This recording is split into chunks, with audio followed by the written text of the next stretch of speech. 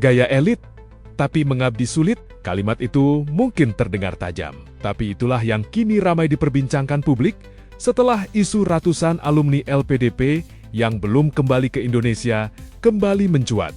Dan semuanya meledak gara-gara satu video viral. Kita mulai dari awal.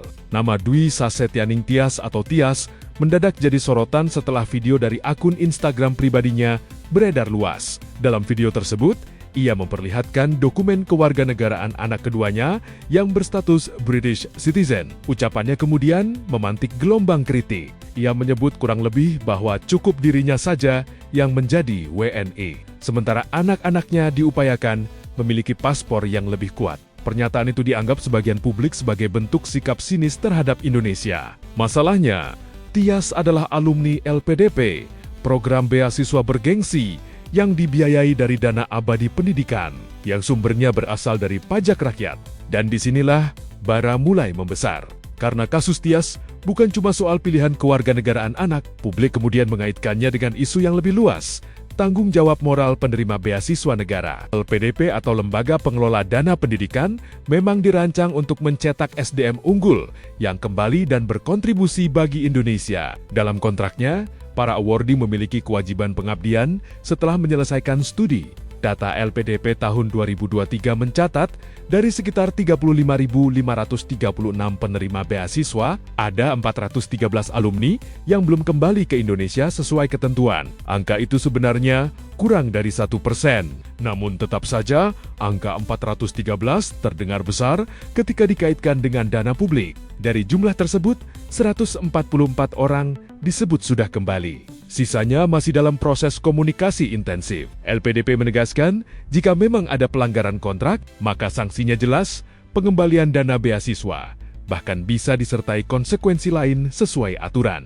Kasus ini makin kompleks ketika muncul fakta bahwa suami Tias, Arya Pamungkas Iwantoro, juga merupakan awardee LPDP dan kini sedang diperiksa. Dalam pernyataan resmi di akun Instagram LPDP, disebutkan bahwa Arya dipanggil untuk klarifikasi terkait dugaan belum menyelesaikan masa pengabdiannya. Jika terbukti belum memenuhi kewajiban, maka penindakan hingga pengembalian dana beasiswa bisa dilakukan. Pemerintah pun angkat suara. Wakil Menteri Pendidikan Tinggi, Sains dan Teknologi, Stella Christie, menegaskan bahwa dana pendidikan negara adalah utang budi yang harus dibayar lewat kontribusi nyata. Ia menyoroti bahwa jika beasiswa hanya dipandang sebagai fasilitas, bukan amanah, maka disitulah letak persoalan moralnya.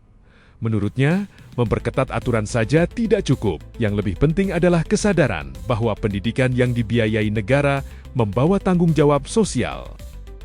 Tak berhenti di situ, Menteri Keuangan Purbaya Yudisadewa juga memberikan pernyataan tegas. Dalam konferensi pers APBN Kita, ia menyebut bahwa suami Tias disebut telah setuju untuk mengembalikan dana beasiswa LPDP beserta bunganya. Pesannya jelas, dana LPDP berasal dari pajak rakyat, maka penggunaannya harus disertai tanggung jawab tinggi. Dan dia sepertinya sudah setuju untuk membayar, mengembalikan uang yang dipakai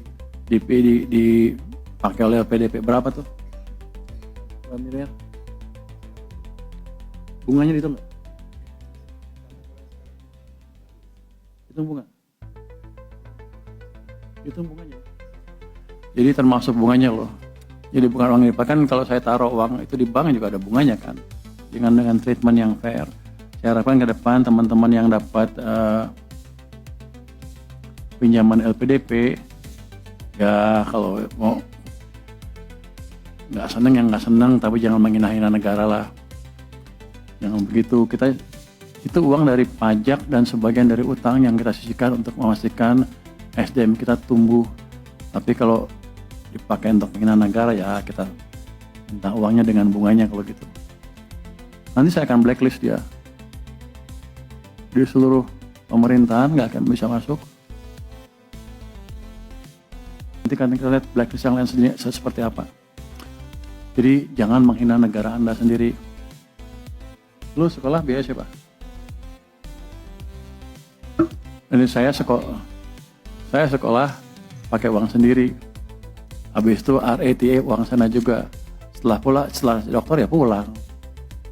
yang begitu, yang kayak nggak apa-apa kalau nggak ada nggak patriotis nggak apa-apa, tapi jangan menghina negara deh.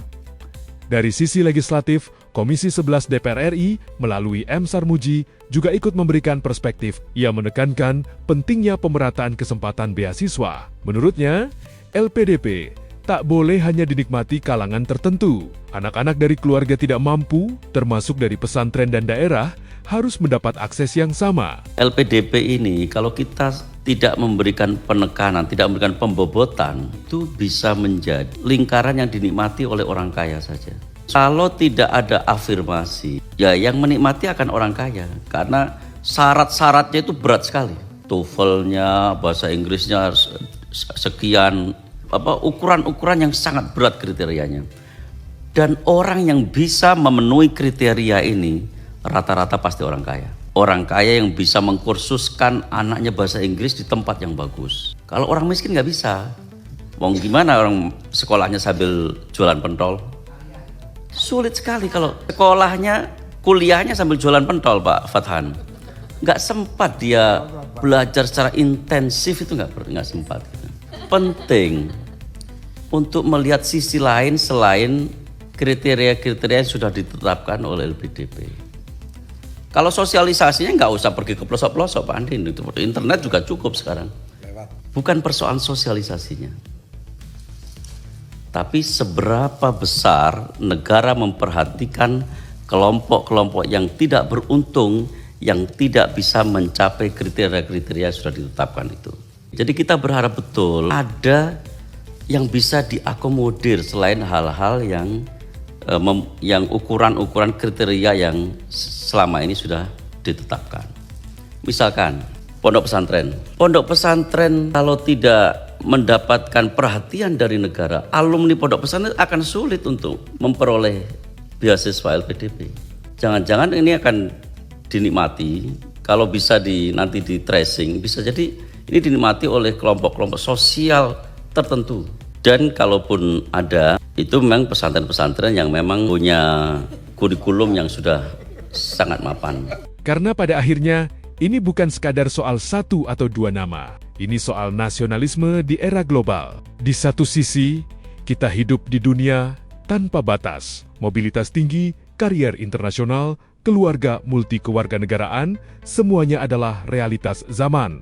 Tapi di sisi lain, ada kontrak, ada tanda tangan, ada dana publik yang dipakai dengan tujuan jelas, kembali dan membangun negeri. Kasus Tias dan Arya mungkin hanya puncak gunung es, tapi yang membuka diskusi yang lebih besar. Apakah pengabdian harus selalu dimaknai secara fisik, pulang dan bekerja di Indonesia, atau bisa dalam bentuk jejaring global, transfer ilmu, investasi, dan kolaborasi lintas negara? LPDP sendiri menegaskan bahwa pengawasan dan penegakan aturan akan dilakukan secara adil dan konsisten.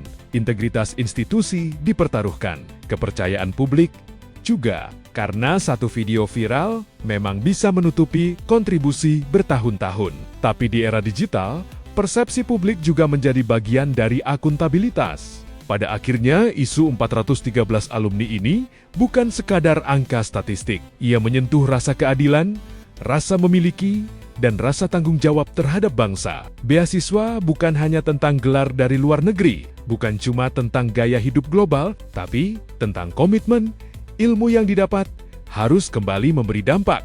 Dan mungkin, di tengah riuhnya perdebatan ini, kita sedang diingatkan pada satu hal sederhana, bahwa kecerdasan tanpa integritas akan selalu dipertanyakan. Dan nasionalisme bukan diukur dari paspor yang kita pegang, tapi dari kontribusi yang kita berikan. Buat abang-abang penerima beasiswa LPDP di luar negeri yang dibiayai oleh negara tapi nggak mau balik untuk berkontribusi untuk negeri, ingat katanya Pram. Seorang terpelajar itu harus adil semenjak dalam pikiran apalagi dalam perbuatan. Sudahkah kita adil atau bisakah kita disebut sebagai pelajar? Ya, lagi ramai soal penerima beasiswa LPDP yang nggak mau balik ke Indonesia. Seru sih sebenarnya perdebatannya, tapi tahu nggak? Ternyata yang nggak mau pulang ke Indonesia itu hanya 1% dari total penerima beasiswa. Ya, angka 413 hanya clickbait dari media yang menerpa mereka yang malas membaca. Tapi masa sih pendidikan sudah dibiayai sama negara, saat mendaftar mengaku siap memenuhi segala ketentuannya. Tapi kok untuk diminta untuk pulang minimal 5 tahun saja dan kontribusi untuk membangun negara harus dipaksa. Belum lagi tentang LPDP yang banyak menyasar kalangan menengah ke atas. Dan sebenarnya ya sah-sah saja mengingat LPDP reguler merupakan beasiswa umum bagi mereka yang mumpuni di bidang akademik maupun non-akademik. Tapi yang perlu diingat untuk memenuhi syarat pendaftaran LPDP, biaya yang dikeluarkan ya tentunya tidaklah sedikit. Jika banyak menyasar kalangan menengah ke atas, apalagi mereka yang menggampangkan untuk membayar utang plus denda jika menolak pulang ke Indonesia. Hal ini tentunya menimbulkan ketimpangan representasi dari setiap kalangan.